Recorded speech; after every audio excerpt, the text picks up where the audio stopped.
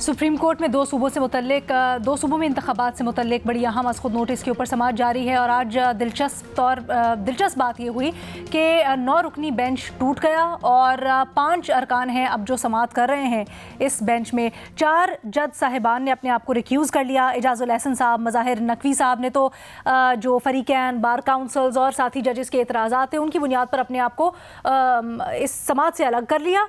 लेकिन जस्टिस याया अफरीदी और जस्टिस अतहर मिनल्लाह ने दीगर वजूहात की बुनियाद पर अपने आप को इससे अलग कर लिया। एक तो वो समझते हैं कि जी 184(3) यानी खुद नोटिस की ये हुदूद बनती नहीं है और इसके ऊपर नहीं लेना चाहिए। और वो अकेले नहीं है जो ये समझते हैं, बेंच के 2 अरकान और हैं मेंबरान, मंसूर अली शाह साहब और जमाल मंदोखेल साहब, जिन्होंने इस बात का इजहार अपने इख्तलाफी नोट में भी किया है कि उनको ना सिर्फ 184(3) के ऊपर यानी खुद नोटिस के दायरा इख्तियार के ऊपर तहफ़्फ़ुज़ात हैं, बल्कि ये भी सवाल उठाया गया आज कि जो असम्बली की तहलील हुई है इस मामले के ऊपर भी इसकी जड़ तक जाना चाहिए कि क्या वो तहलील आईनी तरीके से हुई है, कानूनी तरीके से हुई है, उसके क्या खदोखाल होंगे या नहीं। अब बहुत सारे कानूनी सवालात हैं जो जन्म ले रहे हैं पिछले कुछ अरसे से।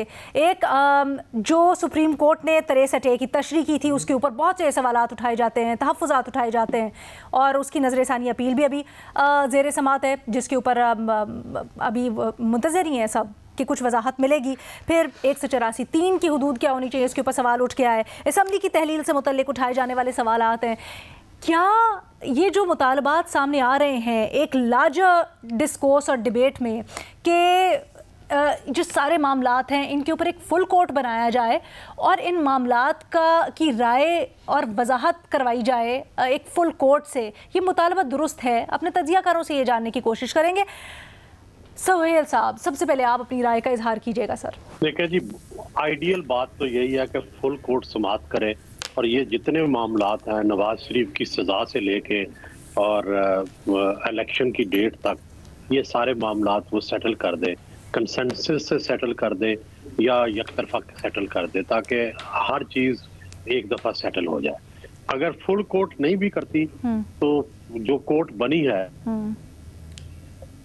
वो ये सारे मामलात करके इनको करे। लेकिन 5 रुकनी बेंच मेरा ख्याल है कि उसको सारी चीज़ों का अहाता नहीं कर सकेगा। उसके लिए बड़ा बेंच चाहिए जो सारी चीज़ों का अहाता करे, नवाज शरीफ की सज़ा का भी अहाता करे, उस पर इलेक्शन की डेट्स का भी अहाता करे, सूबाई असम्बली की डेट्स और कौमी असम्बली की डेट्स।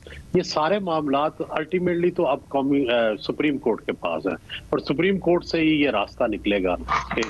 और जाहिर है इनकी इंटरप्रिटेशन भी उन्होंने ही है तो ज्यादा अच्छा है फुल कोर्ट का और ज्यादा कम्प्रीहेंसिव मामलात जो है जिसमें नवाज शरीफ की सजा भी होती, ये सारा कुछ अगर वो इकट्ठे देख लेते तो ज्यादा अच्छा होता। अच्छा सलीम सावी साहब, एक सवाल ये भी होता है जो आज भी मुअज़्ज़ज़ जज साहिबान जिन्होंने इख्तलाफी नोट्स लिखे उनकी तरफ से उठाए गए हैं अपने अपने अंदाज में, तो सवाल ये कि क्या आपके ख्याल में पहले कबल अज़ वक्त ये समाअत हो गई जो आज खुद नोटिस लिया गया है, क्या अदालत को थोड़ा तवक्कुफ़ से काम लेना चाहिए था और वेट करना चाहिए था कि कोई रुगर्दानी होती तो फिर वो उसका नोटिस लेते, या अगर ये खदशा जाहिर किया गया कि आइन से इनहराफ हो सकता है तो उन्होंने नोटिस ले लिया, इसमें कोई कबाहत है? नहीं, वो तो अब मैं कानून को और लॉ को समझता नहीं हूँ, मैं उस पर अथॉरिटी नहीं हूँ, लेकिन कॉमन सेंस ये कहता है कि मसलन अभी रिपोर्ट कार्ड में आपने मौजू ये रखा है और मैं अचानक जो है उसमें शुरू करूँ अफ़गानिस्तान का मौजू और अफ़गानिस्तान का मौजू भी फिर उसमें ऐसा शुरू कर लूँ कि जी मैं ऑर्डर दे दूँ कि जी अशरफ गनी साहब को वापस लाया जाए और ये अशरफ गनी साहब को वापस क्यों नहीं लाया जा रहा है। तो मेरे ख़्याल में उस बेंच ने कुछ ऐसा ही काम किया था कि उनके सामने मसला था एक डोगर का साहब की केस का और उसमें वो अचानक जो है वो सूबाई असम्बलियों का केस ले आए।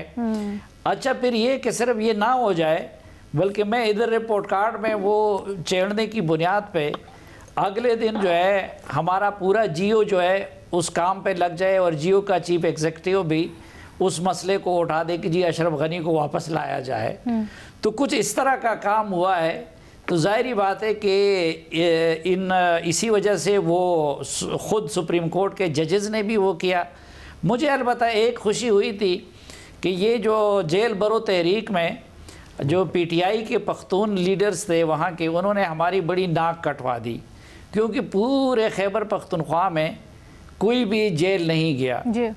और कम से कम अब इस मामले में हमारी थोड़ा सा उन्होंने सर ऊंचा कर दिया है बहसीत पख्तून, क्योंकि जो पख्तून जजेस हैं ज़्यादातर वो खड़े हो गए हैं और उन्होंने बड़े जेन्युइन और आईनी और कानूनी सवालात उठा दिए हैं।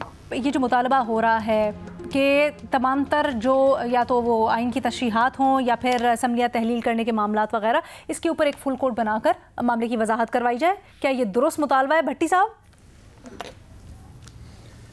मैडम शेख, मैं तो खुद कंफ्यूज हूँ कि एक तरफ मेरे पार्लियामेंटेरियन कहते हैं कि जो अदालत है वो हमारे मामलात में मुदाखलत करती है, दूसरी तरफ हर मामला फिर से अदालत में ले जाना चाहते हैं। एक तरफ कहते हैं फुल कोर्ट बनाया जाए, दूसरी तरफ वैसे भी 15 जजेस हैं सुप्रीम कोर्ट के, लेकिन दूसरी तरफ कहते हैं 2 जज साहबान उसमें शामिल ना हों। एक तरफ कहते हैं कि ये जो सियासी मामलात अदालतें जब देखती हैं और हुक्मनामे जारी करती हैं तो ये ठीक नहीं है। दूसरी तरफ फिर से एक शुरू करें तो जस्टिस कयूम से शुरू करें, अगर करना है तो जस्टिस कयूम की टेप से शुरू करें और फिर आगे लेके आएँ, एक ये फुल कोर्ट बना लें, कोई हर्ज नहीं, बना लें। मगर मुझे ये बताएं कि आज जो 2 जज साहबान ने अच्छा किया, वो इलादा हो गए बेंच से, मगर जिन्होंने जजों इन 2 जज साहबान की किरदार कुशी की, साजिशी जज तक कहा, उन्हें कब बुलाया जाएगा सुप्रीम कोर्ट में? और तीसरी बात यह है मैडम शेख कि एक सिंपल सा मामला है, एक सादा सा मामला है, 2 असम्बलियाँ टूटी हैं, उसके बाद 90 दिन में इंतखाबात होने हैं। क्या आपने कभी इस पर फुल कोर्ट बनाएंगे कि गवर्नर क्यों नहीं उन्होंने अपने आईनी इख्तियारात का इस्तेमाल सही किया? क्या इस पर फुल कोर्ट बनाएंगे कि इलेक्शन कमीशन की जो ड्यूटी थी उसने पूरी की या नहीं? क्या इस पर मतलब गवर्नर ने अपने आईनी इख्तियारात का इस्तेमाल नहीं किया? मैडम शेख, डेट किसने देनी है? किसने डेट देनी है? दो है सर। खैबर पख्तूनख्वा का तो चले मामला अलग कर देना, क्योंकि वहां पर ये सवाल वैलिड है, लेकिन पंजाब में थोड़ा सा मामला मुख्तलिफ है। तो वहां पर तो जब गवर्नर कहते हैं मैंने तहलील ही नहीं की तो मैं क्यों तारीख दूं? जब 48 आइन में लिखा हुआ है कि 48 घंटों में तहलील हो जाएगी, तो उस पे फिर गवर्नर साहब के साइन हो या ना हो, ये तो फिर आइन में से चोर रास्ते निकालने की बात हुई ना। गवर्नर ने नहीं देना तो सर इसका मतलब ये है कि अगर आइन में किसी चीज में इबाहम है, इसीलिए तो कह रहे हैं ना कि अगर आइन में किसी चीज में इबाहम है। कौन सा इबाहम है? कोई इबाहम नहीं है, कोई इबाहम नहीं है। इबाहम पैदा करते हैं, ये इबाहम पैदा करते हैं। 63A की तशरीह से कोई इबाहम नहीं पैदा हुआ। क्या भाई आप बेसिक पता है, आसान सा, इसको सारे जुमलों में आसान सा करें कि इमरान खान को नायल करके जेल भिजवाएं, नवाज शरीफ साहब को एल करके वापस 2018 से शुरू करें। सिंपल सी बात है। ये सारा क्यों प्रेशराइज कर रहे हैं अदालत को? क्यों कर रहे हैं? क्या क्यों डिवाइड कर रहे हैं? और फिर उस पर ठट्ठे मजाक भी करते हैं कि अदलिया डिवाइड हो गई। क्या ये अदालत को प्रेशराइज करने के मुतरादिफ है ये मुतालबात? अलीना, सुप्रीम कोर्ट के माथे पे सूरह स्वाद की आयत 26 का एक छोटा हिस्सा चस्पा है। उन लोगों के दरमियान जो है हक पर फैसले करो।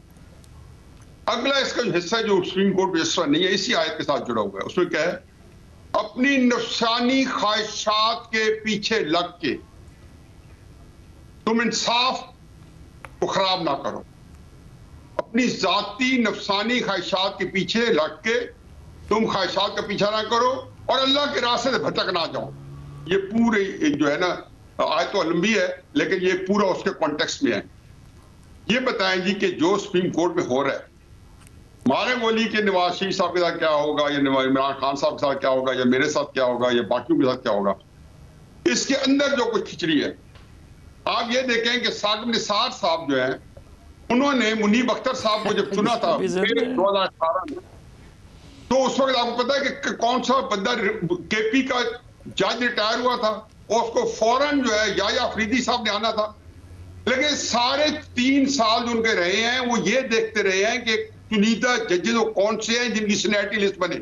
अगर याया अफरीदी साहब उस वक्त बन जाते तो याया अफरीदी साहब 3 साढ़े 3 साल या चीफ जस्टिस सुप्रीम कोर्ट के मंसूर अली शाह साहब के पास बनते।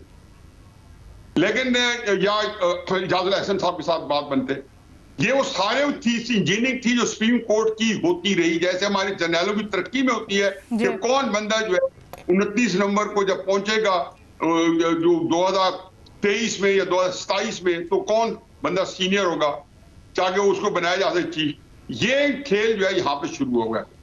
दूसरा मुझे बताएं कि यहाँ पे जो जाती ख्वाहिश, अल्लाह कहता है कि जी जब फैसला करो इंसाफ का, तो लोग अपनी जाती ख्वाहिश, ये सारी जाती ख्वाहिशें थी, कौन दे रहे थे? सुप्रीम कोर्ट के आगे जो आयत रखी हुई थी। मुझे कोई गर्ज नहीं है कि वो क्या फैसला दे रहे हैं, मुझे ये गर्ज है कि जो एक्शन के सामने आए हैं, जो अपने नंबर 2 और नंबर 3 जजेस के साथ को इंसाफ नहीं दे सकते, जो लोगों को उन्होंने महरूम कर रखा है काजी फैजी साहब से और सरदार मसूद तारिक साहब से। मैडम शेख एक जुमला, मैडम शेख जल्दी से बोल दें क्योंकि आपकी राय सबसे मुख्तलिफ है, इसलिए सिर्फ आपको एक जुमले का मार्जिन दे रही हूँ। मैडम शेख 2 सिर्फ बातें करूंगा कि बताइए पनामा लीक्स क्यों मामला पार्लियामेंट में हल नहीं हुआ? क्यों खत लिखा नवाज शरीफ साहब ने सुप्रीम कोर्ट को? क्यों कहा कि मेरे बेटों पर भी इल्जाम आया तो मैं घर चला जाऊंगा? 2 सूबों का इलेक्शन है, क्यों मामला अदालत में लाया है? क्यों सर इसी तरह से 63 है, क्यों मामला पार्लियामेंट में हल नहीं हुआ? क्यों इसके ऊपर आपस में ही सॉल्व नहीं हुआ? क्यों सदर साहब ने गैर जरूरी तौर पे रेफरेंस भेज दिया? मैं एक फिक्र कहूंगा, क्यों गवर्नर और इलेक्शन कमीशन ने अपना किरदार अदा नहीं किया? क्यों मामला अदालतों में जाता है और फिर मामला खराब होता है? सर लेकिन फिर अदालत को भी कुछ तवक्कुफ करना चाहिए, ऐसा नहीं होता कि हर अलीना एक फिक्र। पहली तो बात है कि मीर क्या सादा है, बीमार हुए जिसके सबब उसी अतार के लौंडे से दवा लेते हैं। शामी साहब इस बात पे मेरे साथ बड़ा झगड़ा करते रहते हैं, हमारे मुजीबुर रहमान शामी साहब, कि जिन्होंने नैब के बारे में क्यों नहीं तरामीम की 2018 में जब 18वीं कर रहे थे, तो 2008 में 8 से लेकर 13 तक, जब बाद में जब 2014 के अंदर आई, मैं हमेशा कहता था कि आप ये काम करवा के दिखाते। ये भट्टी साहब कह रहे हैं ना, हकीकत है ये करते, ये सुप्रीम कोर्ट स्ट्राइक डाउन कर देती। और ये बात शायद खाकान अब्बासी ने अपने इंटरव्यू में जियो पे शाहजेब खानजादा किसी कुरान में कही। उन्होंने कहा मुझे साकिब निसार ने बुला के कहा कि अगर तुमने किसी कानून को छेड़ा हम स्ट्राइक डाउन कर देंगे। आप मुझे क्या बातें करते हैं भट्टी साहब? तो सर उस वक्त रिकॉर्ड पे, लेकिन सर फिर समझते नहीं है कहाँ इस मुल्क के साथ जो खिलवाड़ हुआ है वो आम खिलवाड़ नहीं था, कौमें। सर लेकिन वो कहते हैं ना बाद का मुक्का फिर अपने मुंह पे ही। तो सर अगर उस वक्त ये मामला थे तो बाद में शायद खाकान अब्बासी साहब क्यों बता रहे हैं? शायद खाकान अब्बासी साहब उस वक्त बता देते तो शायद कुछ मामला हल ही हो जाता। उस वक्त मसलियतें होती हैं ना। हम जियो जो बतले हुर्रियत था जिसे मुझे बैन किए रखा, ये सोहेल वड़ाई साहब बैठे बतले हुर्रियत, मेरे एडिटर जो 3 साल मेरे कॉलम नहीं छापा। इस पॉइंट में वैसे आपके दम है सर,